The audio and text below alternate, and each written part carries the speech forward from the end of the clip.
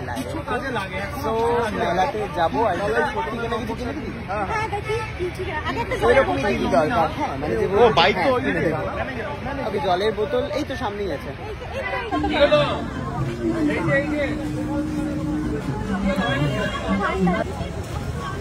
Finally জল খেয়ে নিয়েছে, এবারে যাবে হচ্ছে মেলায়।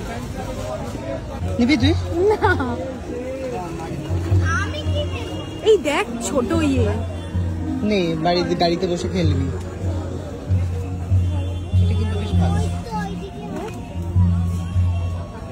নিবি কি?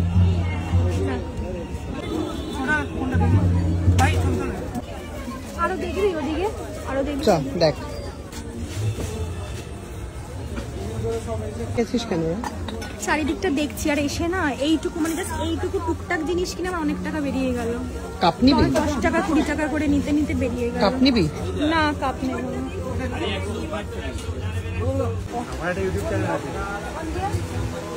না। আমি একটা নিয়ে নিচ্ছি।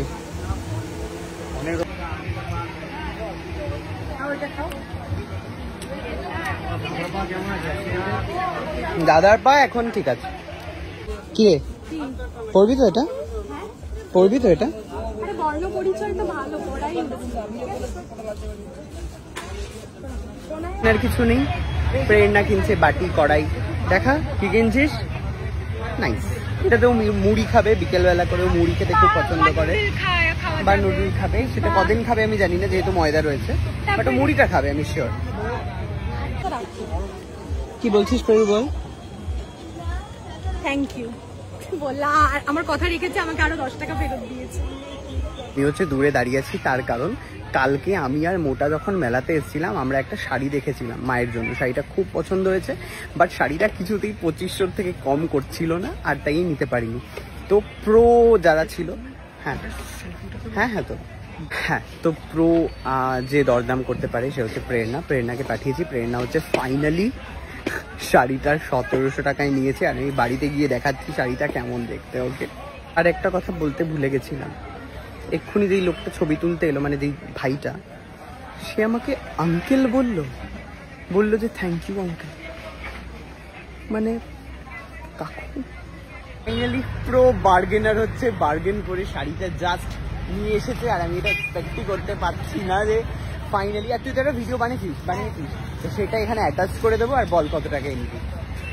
আমি শুরু করেছিলাম 1500 দিয়ে, যেটা আমি কালকে বলেছিলাম, কিন্তু অবভিয়াসলি সেটা উনি দিতে পারবেন না, কারণ অত কমে শাড়িটা সত্যি দেখেও বুঝলাম যে অত কমে। কত দিয়েছে বল? কত দিয়েছে তো বল? লাস্টলি আমি কিনেছি হচ্ছে 1700 টাকা। আমাকে বলতে পারতো, আমি তো দিয়ে দিতাম।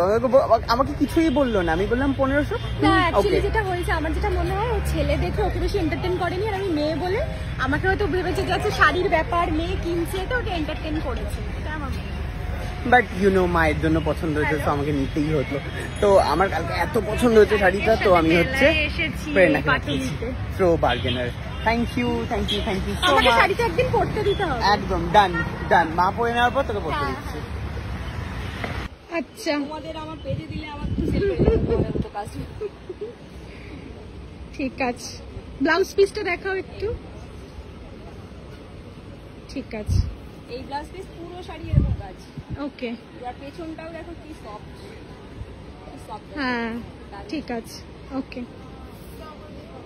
জিনিসটা ভালো পাবে, এটা তুমি শোরুমে গেলে তোমাকে 2500। ঘুমিয়ে পড়েছিল, মাকে হচ্ছে দেওয়া হয়েছে এটা। এই যে দেখো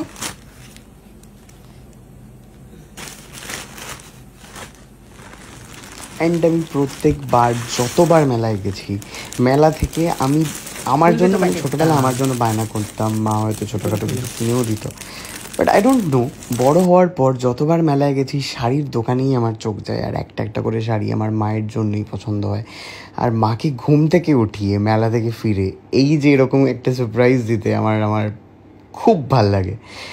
আর মায়ের মুখের হাসিটা, যেটার জন্য প্রো বার্গেনারকে পাঠিয়েছিলাম, অ্যান্ড অফকোর্স থ্যাঙ্কস টু প্রেরণা।